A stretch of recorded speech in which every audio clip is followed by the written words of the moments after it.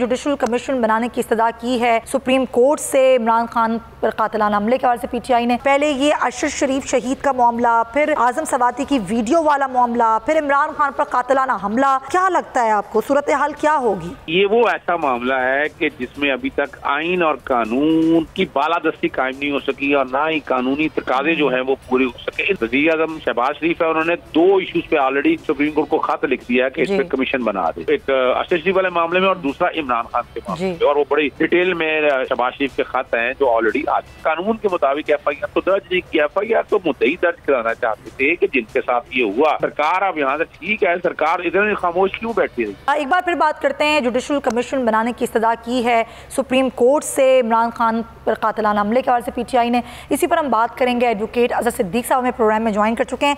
अजहर साहब, बहुत शुक्रिया आपके वक्त का।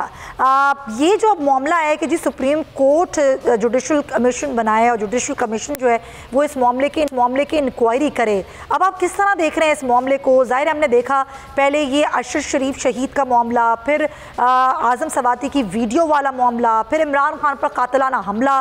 क्या लगता है आपको सूरत हाल क्या होगी?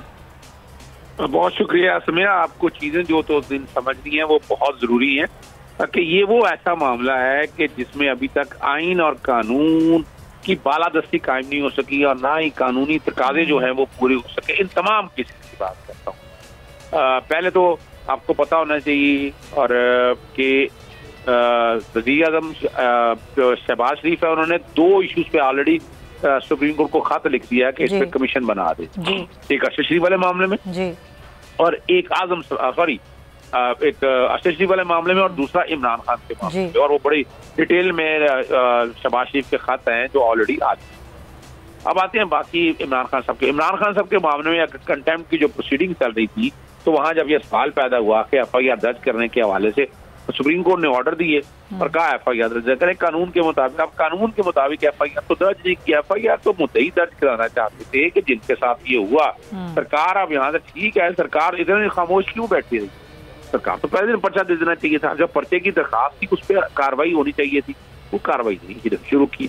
वो ठीक है 22 से 22 की दरखास्त दे दी है जो कि सुप्रीम कोर्ट के अहकामात की खिलाफ वर्जी हुई, इसलिए मामला सुप्रीम कोर्ट आना चाहिए। और ये अच्छी एक उनकी काबिश है कि तमाम रजिस्ट्रियों में बताया गया कि पूरी कौम ये चाहती है कि इस वाले मामले में, जो कि हुकूमत वक्त तो नालायक तरीन है, वो तो कुछ नहीं किया उन्होंने ना। यानी देखे ना, अगर मिसाल के तौर पर अपना वफाकी हुकूमत यहाँ पर मौजूद थी, वफाकी हुकूमत का अपने एक इदारे हैं, उनकी स्पेशल ब्रांचेज है, उन्होंने कोई ना कोई अभी तक चले फर्ज करे, लेकिन अंडर द सुप्रीम कोर्ट हुकूमत के मातहत इदारे ही तहकीकात करते हैं, तो वो ठीक है।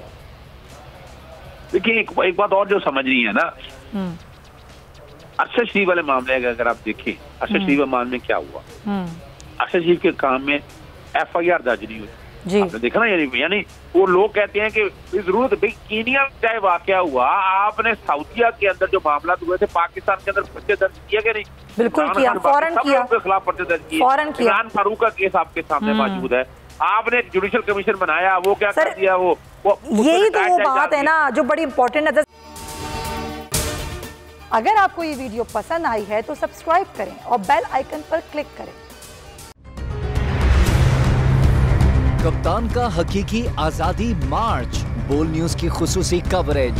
ये एक फैमिली मार्च है, हकीकी आजादी मार्च जो है GG रोड पर रवां दवा है। बोलने की हक और सच की बात। इमरान खान के कंटेनर के करीब फायरिंग का वाकया पेश आया, फायरिंग से जख्मी, अस्पताल मुंतकिल। कातिलाना हमले से किया पर्दा चाक, बोल हमेशा बना आवाम की आवाज। को वेलकम देता आजादी मार्च के लिए बहुत अच्छी कवरेज की है, ये मार्च की तो जबरदस्त कवरेज। सब्सक्राइब करें और बेल दबाएं ताकि कोई खबर रह न जाए।